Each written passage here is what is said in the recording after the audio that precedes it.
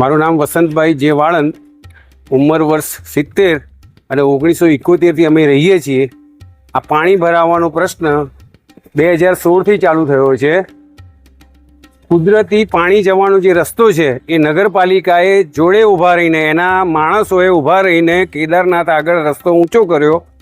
એ પછી પાણી કોમન પ્લોટમાં થઈને જવા માંડ્યું, ત્યાં પણ રસ્તો ઊંચો કર્યો અને એના પરિણામે આ પાણી આ જગ્યા ઉપર 10 સોસાયટીના પાણી ભરાઈ રહે છે। અને અમે લોકોએ લેખિત રજૂઆત કરી છે કલ્યાણ 2ના તમામ રહીશોએ, સીઓ શ્રીને સંકલનમાં પણ આ પ્રશ્ન મૂકેલો, આ પહેલાં કલેક્ટરશ્રીને પણ આ પ્રશ્ન મૂક્યો છે, માનનીય મુખ્યમંત્રીશ્રીને પણ આ રજૂઆત કરેલી છે, પ્રાદેશિક કમિશનર, રિજિયોનલ કમિશનર એમને પણ રજૂઆત કરેલી છે। હમણાં લેટેસ્ટ 17મી તારીખ 17/6 જઈને આવે છે।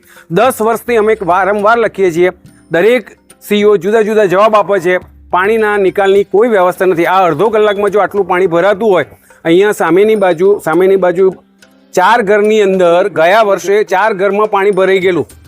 જો લોકોના ઘઉં પલળી ગયા, સોફા પલળી ગયા, અને એ લોકો એક જ જવાબ આપે છે અને માત્ર આ મૂડીવાદીઓ માટેની જ આ નગરપાલિકા છે અને એમના જ હિતો જાળવવા માટેનો આ પ્રયાસ છે। માટે આ લોકોને મધ્યમ વર્ગને ડૂબી મરવાનું છે। અહીંયા બાળકો શાળાએ છૂટે એ પણ હેરાન થાય છે, લોકો હેરાન થાય છે, લોકોની ગાડીઓ બંધ પડી જાય છે, બરાબર। અહીંયા 10 સોસાયટીનું પાણી ભરવામાં આવે છે।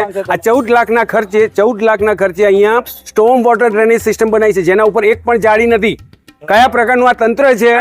શું માંગ છે તમારી? માંગ એટલી જ કે પાણીનો નિકાલ થવો જોઈએ, પાણીનો નિકાલ થવો જોઈએ અને આ જે અવરોધ છે, કુદરતી અવરોધ છે, એ અવરોધ હટવો જોઈએ, તો જ પાણી નિકલવાનું થવાનું છે। બાકી